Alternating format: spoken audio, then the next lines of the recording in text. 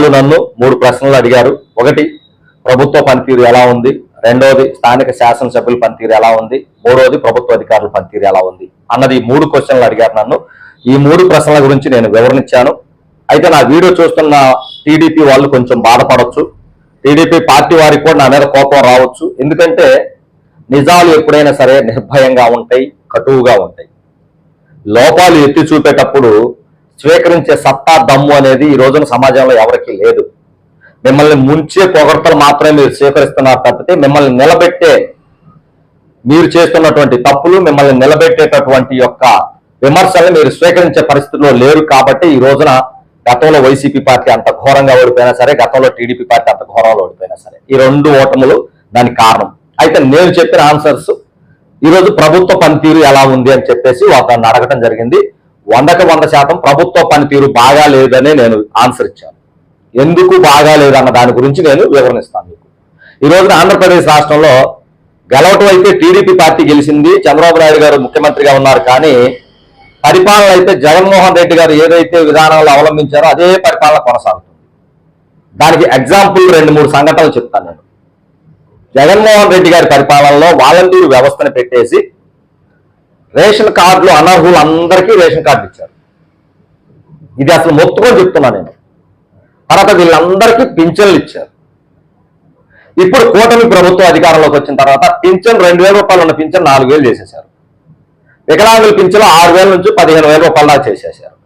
అయితే YCP government లో నకిలీ పింఛన్లు తీసుకున్న వ్యక్తుల్ని టీడీపీ కూటమి ప్రభుత్వంలో ఒక్కరినైనా తీసేసిందా?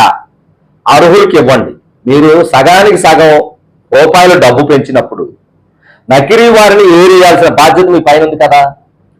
కొన్ని లక్షల నకిలీ రేషన్ కార్డులు ఉంటే, వాటి ద్వారా కొన్ని లక్షల మంది నకిలీ పింఛన్లు పొందుతుంటే, వాటిని మీరు తీసివేయటం చేత కాని స్థితిలో ఈ రోజున పరిపాలన సాగిస్తున్నారంటే జగన్మోహన్ రెడ్డి గారి విధానాలే కదా మీరు అవలంబిస్తుంది.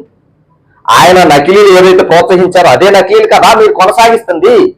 ఇప్పుడు పరిపాలన మీరు సాగిస్తున్నారా, అతను సాగిస్తున్నారా? ఒక్కసారి ఆలోచించుకోండి. అలానే రైతు భరోసా, ఇందులో కూడా జగన్మోహన్ రెడ్డి గారు వాలంటీర్ వ్యవస్థ ద్వారా అనర్హులు మొత్తాన్ని గుట్టలు గుట్టలుగా చేర్చారు. వాటిని మీరు ఎక్కడైనా తీసేశారా? లేదు. జగన్మోహన్ రెడ్డి గారు రైతాంగాన్ని సర్వనాశనం చేశారు పట్టించుకోకుండా. ఈ రోజు టీడీపీ ప్రభుత్వం, కూటమి ప్రభుత్వం ఏమన్నా రైతులను పట్టించుకుంటుందా? లేదు. 60-70% ఆంధ్రప్రదేశ్ రాష్ట్రానికి వెన్నెముకలాగా ఉన్నటువంటి వ్యవసాయ రంగాన్ని ఆ రోజున ఆ ప్రభుత్వం గాలికి వదిలేస్తే ఈ రోజున ఈ ప్రభుత్వం గాలికి వదిలేసింది.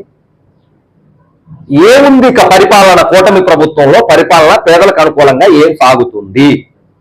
ఒకసారి ఆలోచన చేసుకోండి. మీరే ఆలోచన చేసుకోండి. ఆయన ఎవరైతే నకిలీలందరికీ ఇచ్చేశాడో అదే నకిలీలు మీరు కొనసాగిస్తున్నారు. సంవత్సర కాలమైంది కూటమి ప్రభుత్వ అధికారంలోకి వచ్చి. రేషన్ బళ్ళు, ఉపయోగం లేని బళ్ళు, వాటిని మీరు కొనసాగిస్తూనే ఉన్నారు. ఇక ఏమిటి జగన్మోహన్ రెడ్డి గారి పరిపాలనకి, చంద్రబాబు నాయుడు గారి పరిపాలనకి వ్యత్యాసం ఎక్కడుంది? 2 ఒకటే కదా. అతను అవలంబిస్తున్న విధానాలు కదా మీరు అవలంబిస్తుంది. అనర్హులకి జగన్మోహన్ రెడ్డి గారు అమ్మఒడి తరపున ఒకరికి ఇస్తే, ఇప్పుడు ఆయన ద్వారా రేషన్ కార్డులు పుచ్చుకున్న ప్రతి ఒక్కళ్ళు, సాఫ్ట్వేర్ ఉద్యోగాలు చేస్తూ రేషన్ కార్డు పుచ్చుకున్న ప్రతి ఒక్కళ్ళు ఎంతమంది పిల్లలు ఉంటే అంతమందికి మీరు ఇంకా అమ్మఒడి ఇస్తా ఉంటున్నారు.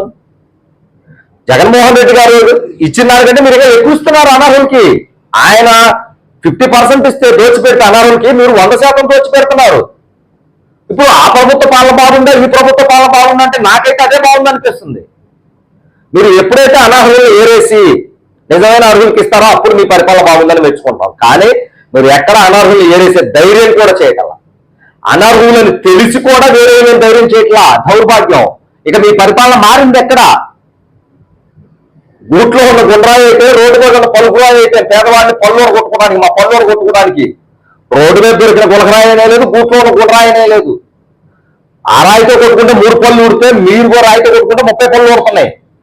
ఒకసారి ఆలోచన చేసుకోండి. అనర్హులు మొత్తాన్ని ఎవరైతే వైసీపీ గవర్నమెంట్ లో అనర్హులుగా చేరి రేషన్ కార్డులు తీసుకొని, పింఛన్లు తీసుకొని, అమ్మఒడులు తీసుకొని మొత్తం లబ్ధి పొందుతున్నారో వారందరినీ ఏరేయకుండా వారికి ఇంకా మీరు డబల్ మొత్తంలో డబ్బులు ఇస్తూ వాళ్ళని మీరు పెంచి పోషిస్తూ పేదల్ని అపపాతాలను తొక్కేస్తున్నారు. ఇది మీరు చేస్తున్న పరిపాలన. ఇది నాకు నచ్చలేదు. ఎవరు ఏదనుకన్నా నాకు అనవసరం. ధైర్యంగా నిజాయితీగా చెప్తున్నా. ఇక రెండో ప్రశ్న, శాసనసభ్యులు వారి పరిపాలన ఎలా ఉంది?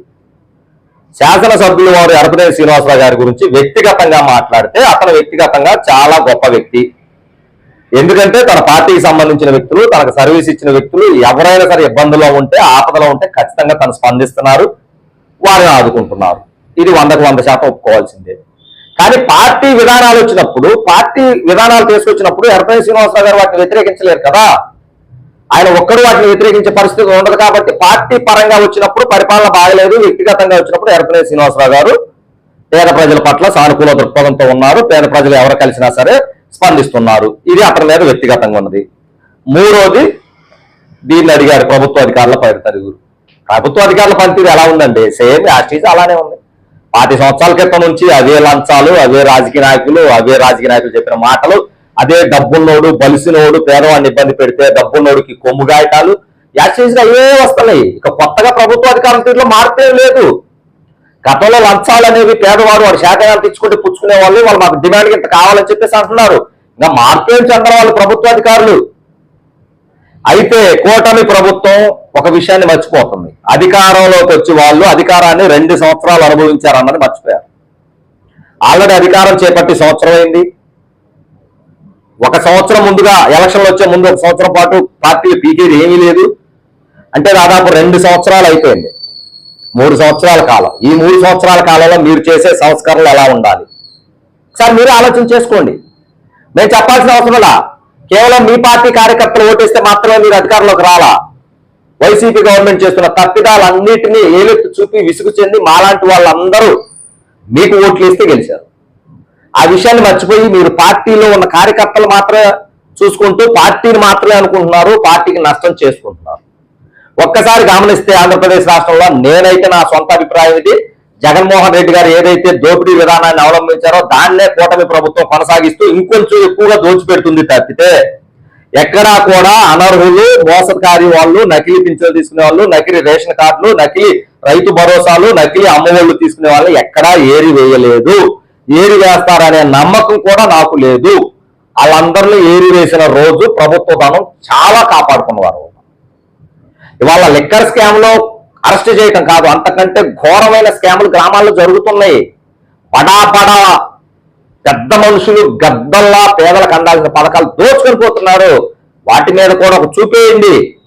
ఏదేమైనప్పటికీ నిన్న నాకు వచ్చినటువంటి సర్వే కాల్లో ప్రభుత్వ పనితీరు గురించి నేనైతే బాగా లేదని చెప్పాను, నిర్భయంగా చెప్పాను. ప్రభుత్వం ఇప్పటికైనా సరే దానికి అనుగుణంగా నేను చెప్పిన అంశాలను పరిగణలో తీసుకొని పరిపాలనలో మార్పులు తీసుకొని వస్తే మీ పార్టీ మరలా అధికారంలోకి వచ్చే అవకాశం ఉంటుంది. లేదు మేము ఇలానే ఉంటామంటే ఖచ్చితంగా పార్టీ అబాస్ ఫాలో అవటం ఖాయం అన్నది గుర్తు పెట్టుకొని ఎప్పటికైనా ప్రభుత్వంలో ఉన్నటువంటి వారు, రాజకీయ పార్టీకి సంబంధించిన వారు పేద ప్రజలను దృష్టిలో పెట్టుకొని స్కీములు తయారు చేయాలి తప్పితే పేదల యొక్క డబ్బుని గద్దల్లా దోచుకునే పెద్దల కోసం కాదని చెప్పేసి నా వీడియో ముఖంగా తెలియజేసుకుంటూ, నా వీడియోలో ఏదైనా తప్పులుంటే నన్ను క్షమించండి. కానీ ఇది వాస్తవాలు ఎదురొచ్చి మీరు సర్వే ద్వారా కనుక తెలియపరచినప్పుడు పార్టీల మనుగడకి అవకాశం ఉండదు. పార్టీ మీద అభిమానంతో వాళ్ళ తప్పులు మీరు కప్పుపుచ్చుకున్నప్పుడు, వాళ్ళు చేసే పొరపాట్లు ఏలెత్తు చూపనప్పుడు మీ భవిష్యత్తు నాశనం అవుతుంది, ఆంధ్రప్రదేశ్ రాష్ట్ర భవిష్యత్తు నాశనం అవుతుందని వీడియో ముఖం తెలియజేసుకుంటూ జై జవాన్, జై కిసాన్, జై హింద్.